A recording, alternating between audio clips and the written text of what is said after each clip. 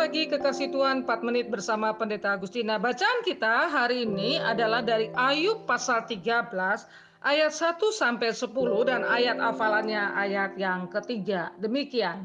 Sesungguhnya semua itu telah dilihat mataku, didengar dan dipahami telingaku. Apa yang kamu tahu, aku juga tahu, aku tidak kalah dengan kamu. Tetapi aku hendak berbicara dengan yang maha kuasa. Aku ingin membela perkaraku di hadapan Allah. Sebaliknya, kamulah orang yang menutupi dusta. Tapi palsulah kamu sekalian. Ayat 5, sekiranya kamu menutup mulut, itu akan dianggap kebijaksanaan daripadamu. Dengarkanlah pembelaanku dan perhatikanlah bantahan bibirku. Sudikah kamu berbohong untuk Allah? Sudikah kamu mengucap dusta untuk Dia? Apakah kamu mau memihak Allah, berbantah untuk membela Dia? Apakah baik kalau Ia memeriksa kamu? Dapatkah kamu menipu Dia seperti menipu manusia? Kamu akan dihukumnya dengan keras jikalau kamu diam-diam memihak. Saudara yang dikasihi Tuhan, tema kita hari ini adalah membela perkara. Membela perkara. Dalam hidup ini kita selalu berhadapan dengan penilaian-penilaian ya. Dan itu kadang mengganggu kita. Tapi penting bagi kita mengoreksi penilaian terhadap diri kita. Harus jujur terhadap diri, kita tutup-tutupi sendiri.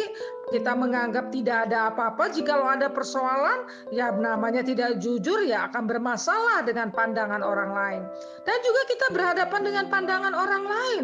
Orang lain suka menyalahkan, orang lain mengkritik dengan seenaknya, mungkin menyatakan hal-hal yang tidak baik kepada kita. Oleh karena itu banyak orang terseret untuk mengikuti perkataan orang lain daripada kejujuran dirinya. Sehingga dia lebih rindu, lebih keingin supaya orang dilihat orang itu baik gitu ya. Padahal dia harus berdusta, berbohong demi untuk dilihat orang lain. Dan penilaian Tuhan ini sangat penting. Nah, saya melihat di dalam kisah Ayub ini, di mana dia terpuruk, di mana dia menderita, di mana bukan hanya penderitaan fisik, tetapi sahabat-sahabatnya menuduh keberdosaannya, menuduh belum bertobat dan seterusnya.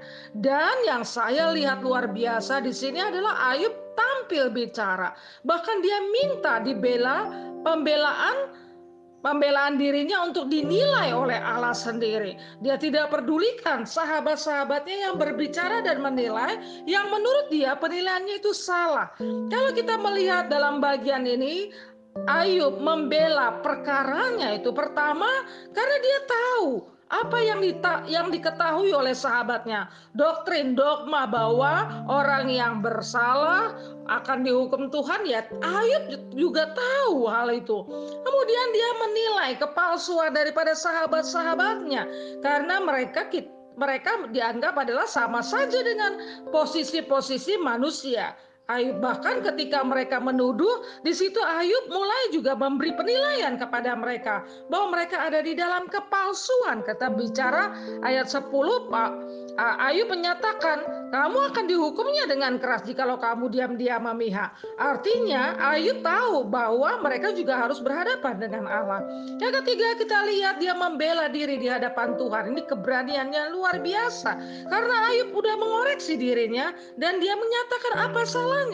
Dan luar biasanya, walaupun kesulitan itu bertubi-tubi datang kepada Ayub, bukan hanya fisik dituduh bersalah, tapi Ayub berani datang kepada Tuhan. Dia bicara dengan Tuhan adalah solusi yang paling penting di dalam hidup ini.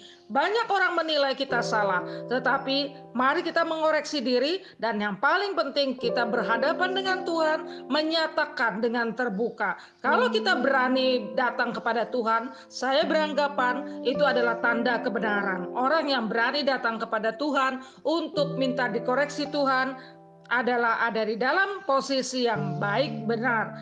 Terima kasih Tuhan karena Engkau memberikan kami pembelajaran melalui Ayub.